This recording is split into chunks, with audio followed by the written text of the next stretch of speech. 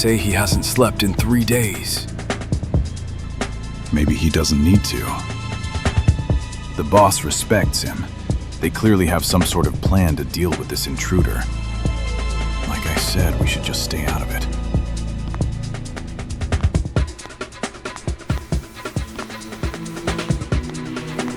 Schneider was right. He's important. He has to be heading towards Marv. Must be routine check-ins.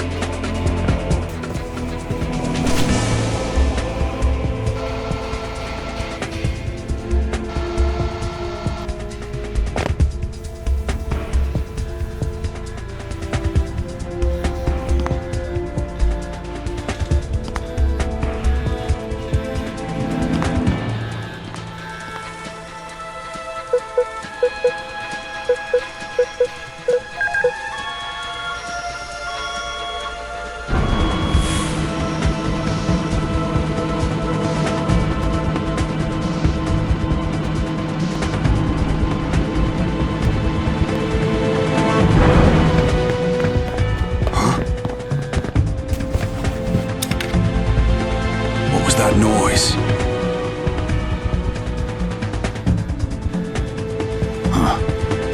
Guess it's nothing.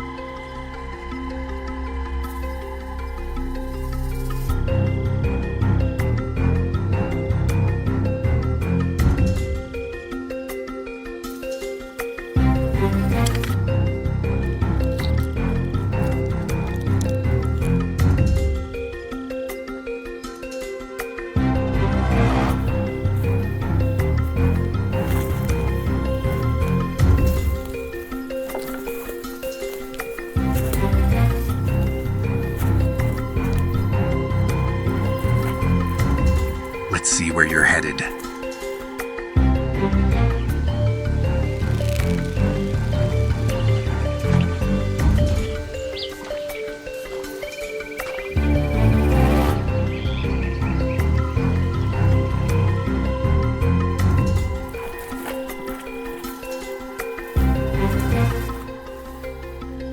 He knows the terrain.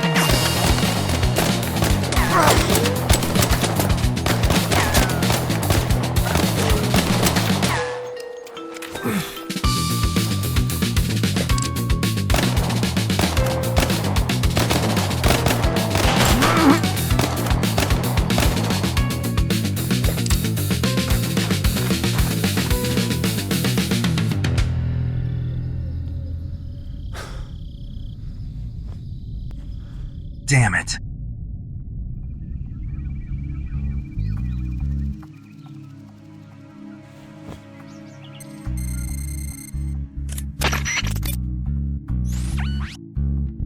I was wondering when you'd be calling. It's been a while, Snake. Master, it's good to hear from you. We haven't seen each other since your academy days. We miss you down here. I always enjoyed watching you show up the other rookies. Heard you went off grid after you left Foxhound. Canada, right? Yeah. I just wanted the world to forget me. Yeah, well, the world doesn't forget men like you, especially not after Outer Heaven. But it's good to have you back in the field. You're needed now more than ever. Maybe. The Colonel told me that you took a special interest in this mission. A lot's at stake here, Snake. Zanzibar's vacuumed up the world's disillusioned. Mercenaries, ex-agents, scientists, whole armies. Men tired of being used up and thrown away. I've seen a lot of good soldiers drift that way. Hell, I helped train some of them. So you've trained soldiers like these before. How does a movement like Zanzibar get this far in such a short amount of time? No one knows how they're funding it, but you don't build something like that on funding and firepower alone. You build it on belief. Someone out there is selling these men a story they want to hear, and a man like that can be very dangerous. They've seized land, encroached on borders, gained nuclear supremacy, all in the span of a few years. The world's teetering on the edge. Belief backed by force. That's what keeps people awake at night. Exactly. So I thought my knowledge and experience could be of use to you one more time. I prepare soldiers, Snake. What they choose to become after that, it's their choice. Listen, I'm grateful. There's only a few people in this world that I'd trust to have my back. You're one of them. And we have to stop this. I appreciate that. But I'm guessing you didn't call to reminisce about old times. What's the situation? I've been tailing one of Zanzibar's soldiers for a while. The way the guards treated him, he's important. Likely to lead me straight to Marv. I followed him into a forest. The trail was clear at first. Deep boot prints, crushed plants, easy reeds. Then he shifted to drier patches, harder ground. I misjudged one step. He heard me, opened fire. Now he's vanished into the trees. I lost visual. He knows this place well. I could push forward, but I'll just be stumbling around in his backyard. I need another way to read him before he disappears for good. All right, so he's got a home turf advantage. I'm glad you called. First thing, just breathe. Take in your surroundings. You lose a target, your heart rate spikes, your brain tells you to chase. But in a jungle environment, that's how you end up lost with no sense on how to make your way out. So what do you suggest? You remember what I drilled into you at Foxhound? When you lose sight of a target, you don't speed up. You slow down. You're not following his feet anymore, Snake. You're following his habits. Habits don't lie. I remember. Men who move through uncertain terrain pick routes that feel safe and repeatable. They don't wander. They walk the same lines until the ground itself remembers them. Although it's familiar terrain for him, even he's not willing to risk veering off the beaten path, especially in this environment. So even when he runs, his instincts will pull him along those familiar lines. So look for consistency. Check which side of the trees he favors. If he's right-handed, he'll subconsciously keep cover on his left so his gun arm stays free. He did draw on me right-handed. Then start there. Look at the bark. Scuffs, chips, scrapes, all at the same height, same side. Follow that bias. He won't risk deep mud, loose scree, anything that could snap an ankle. He'll pick firmer ground with just enough cover, with natural choke points he can use if he's ambushed. High spots to stop and look around, clearings where he can see everything. In a healthy forest, the noise is like a tide. Insects, birds, leaves, it all ebbs and flows. When something big moves through, the pattern breaks. The birds go silent ahead of him and start up again behind. You make it sound like a puzzle.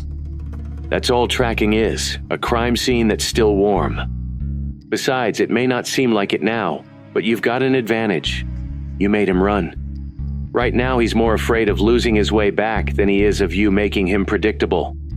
You've done this before, Snake, just in different terrain. Back in training, when the others were still fumbling around, you were already reading the ground like a book. Just apply the same thing here. That was a long time ago. Technique doesn't age. You're still that soldier. You've just got more scars now. All right. Thanks, Master. Stay patient, stay sharp, and he'll walk you straight to Marv. Understood. I'll find him. Good luck, Snake.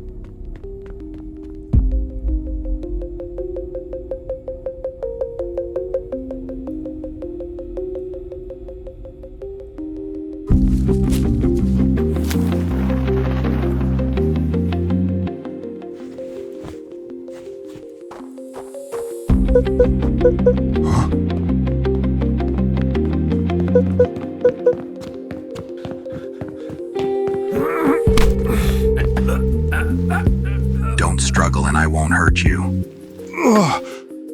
How did you... I want you to open that door. Now. Okay.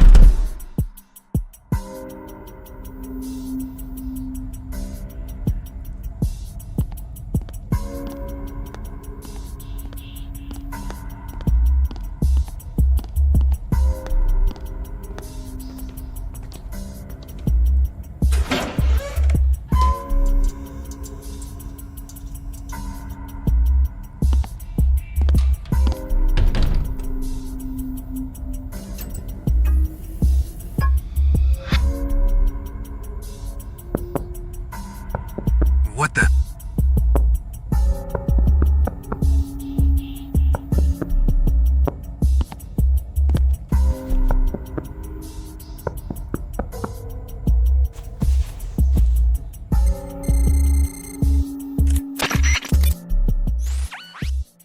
Snake, what's your status? Colonel, I'm inside some kind of holding block. There's restraints, medical gear. Someone was kept here recently. Interrogated. Marv? I think so, but there's no sign of him. Damn it. Were we too late? Colonel, there's something else. I'm hearing tapping from behind the eastern wall. Short bursts, pauses. It's not random. Tapping? Describe it. Short knocks in groups, like someone's counting in different patterns. Tap code. Tap code? It's an old POW communication system, Vietnam War era. When prisoners were kept in isolation cells, they'd tap messages to each other through the walls. They'd use a 5x5 matrix, letters laid out in rows and columns. First series of taps gives you the row, second gives you the column. But that only makes 25 letters, so they'd merge C and K into one. You've seen this before. Yeah. Some of our guys never came back from those camps. The ones who did, they brought the code home with them. We studied it, filed it away. If someone's using it in Zanzibar Land, that means they're a prisoner, likely reaching out. Can you read it from your end? Not over the audio like this, but we can walk through it together. All right, Snake. Press yourself against the wall, focus, and count everything. First burst of taps. Count the number. That's row. Second burst is column. That's where you build the letters, one pair at a time.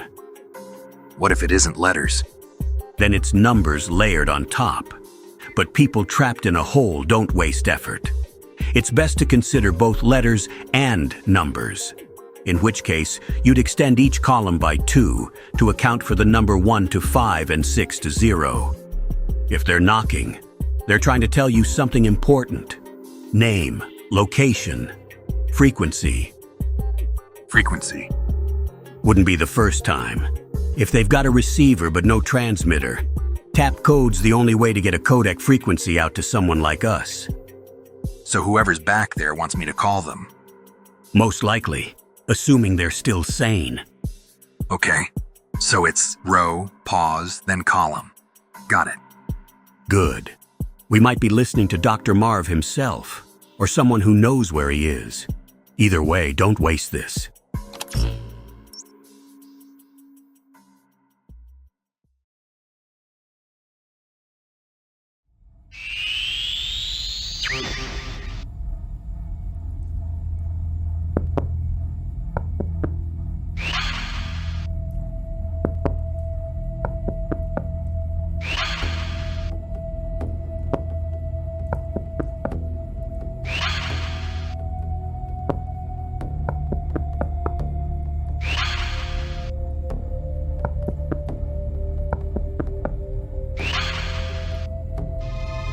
Huh? What does that mean? That can't be right. Let me try again.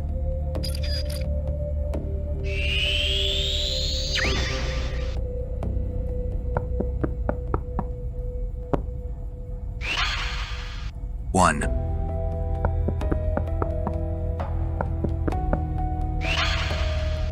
Four.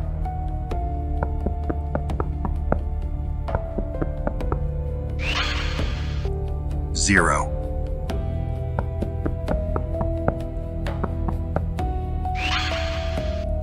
Eight.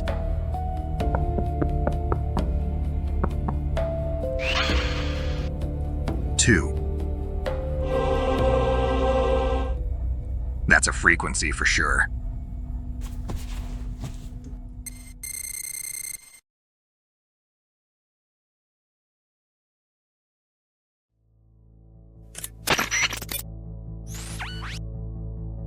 Hello? Who is this? Who am I speaking to? This is Solid Snake. Snake? My goodness, it really is you.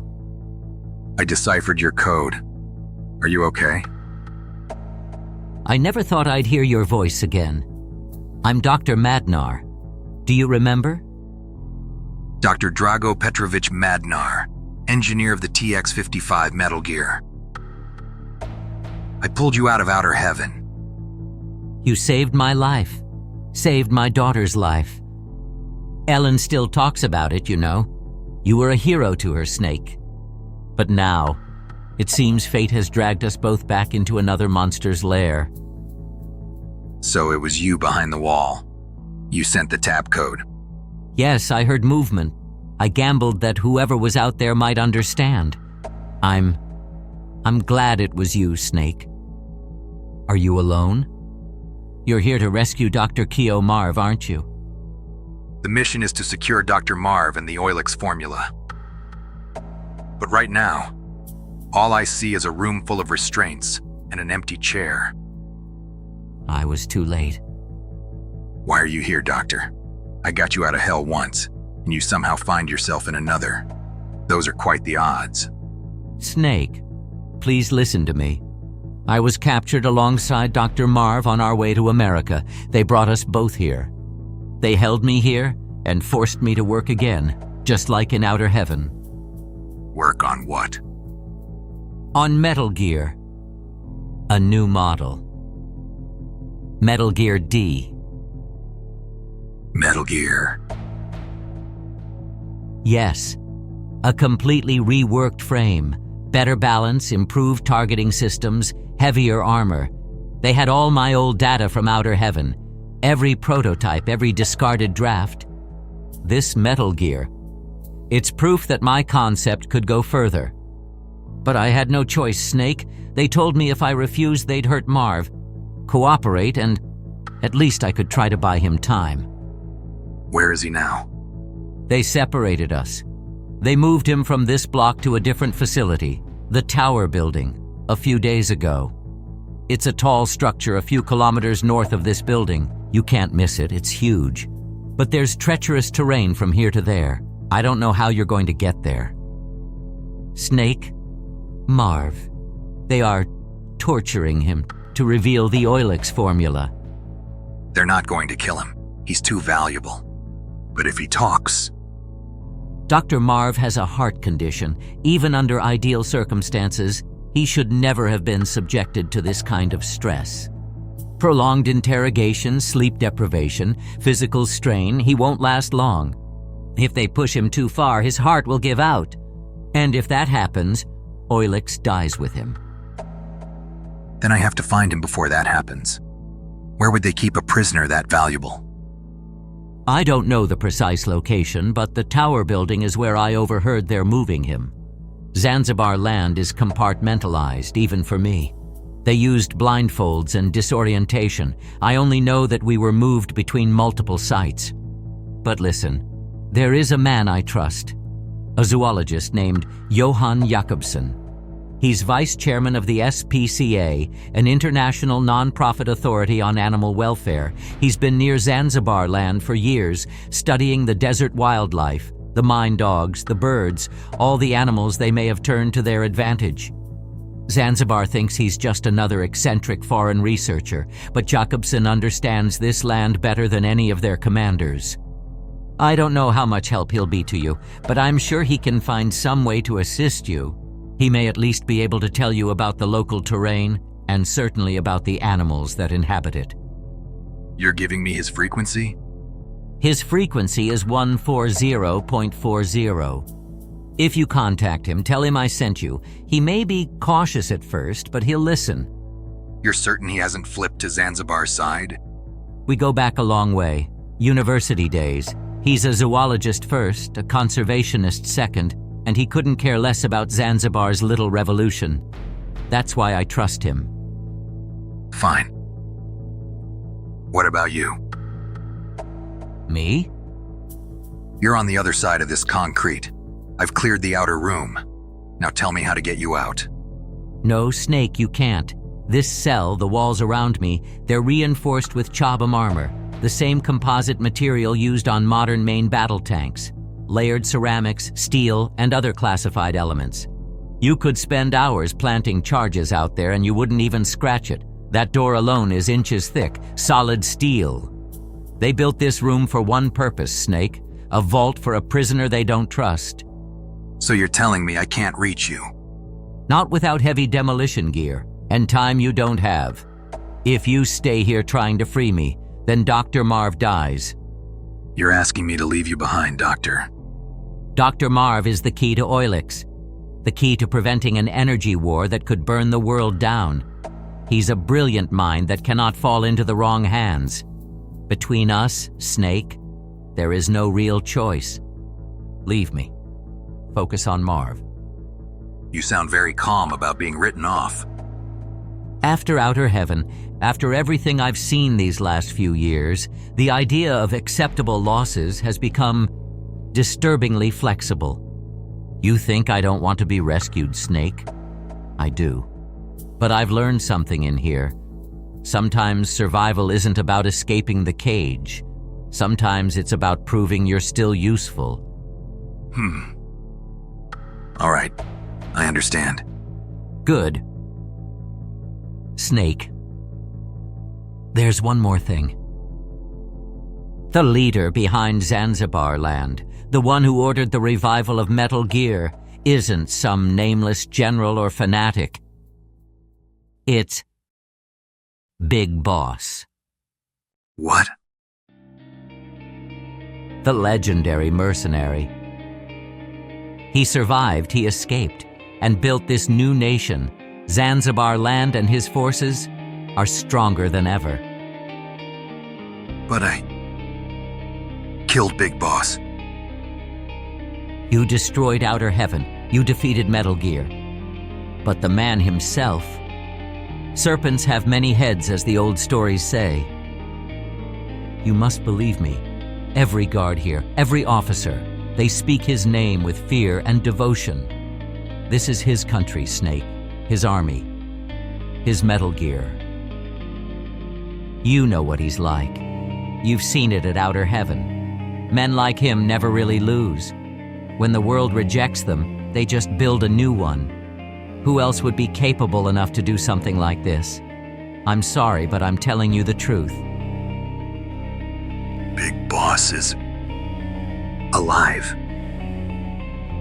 So, this is what he built after Outer Heaven. You're the only one who's beaten him before. That's probably why they sent you.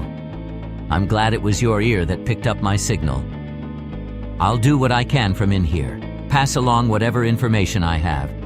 But I'm afraid that's all I can do.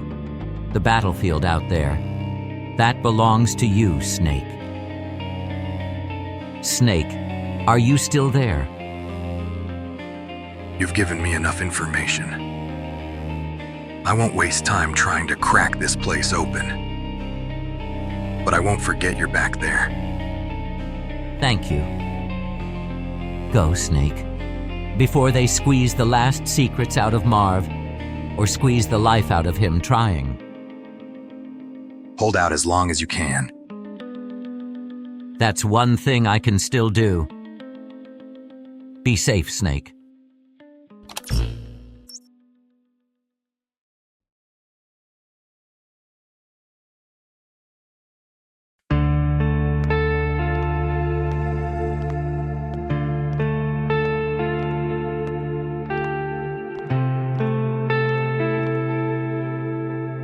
Big Boss.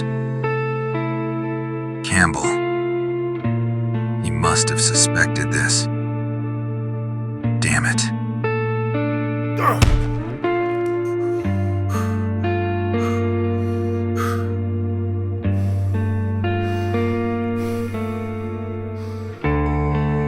No use worrying about it now.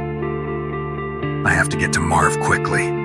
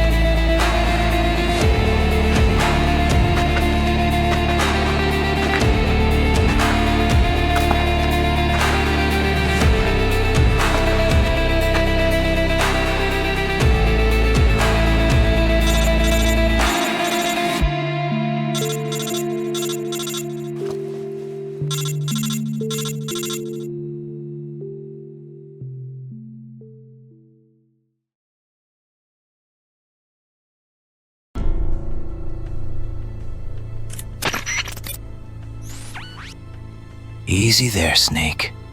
Another step and you'd be painting the dunes red. There are mines all over that area. You need to be careful. Who is this? You could say I'm your #1 fan. I didn't ask for a fan club. Answer the question. What is this? Some kind of ambush? Relax. If I wanted you dead, I'd have let you keep walking. There are mines buried all through the Noriko Desert. Anti-personnel, anti-vehicle. Your Jeep there wouldn't make it 10 meters before it turned into scrap. Are you watching me right now? You seem very well informed for someone I've never met. Who says we've never met? If you know me, then you know I don't like games. Why are you helping me? Let's call it professional curiosity. Are you with the local military, Zanzibar's forces? Just listen carefully, Snake. The Noriko Desert is seeded. Dense patterns near the entrance, lighter further in, but no safe straight line. Like I said before, these mines will tear you apart if you're not careful. You expecting me to be grateful? Gratitude's optional. Survival isn't. From here on out, you move on foot. Low profile. Watch the sand in front of you. Any unnatural mounds, odd symmetry, tiny metal glints when the wind shifts. You see a pattern, you go around it. So you just saved me the trouble of finding out the hard way. That still doesn't tell me why. You're heading toward the heart of Zanzibar Land. Toward some very important people. And some very dangerous people. I want to see how far you can get. On your own merits. Would be a shame if a mind did what outer heaven and half the world could not. You know about outer heaven. I know you walked into a fortress no one thought could be infiltrated. And walked out after tearing down everything they built. Like I said, #1 fan. Either way, you've got what you need to continue on. Good luck out there, Snake. Wait.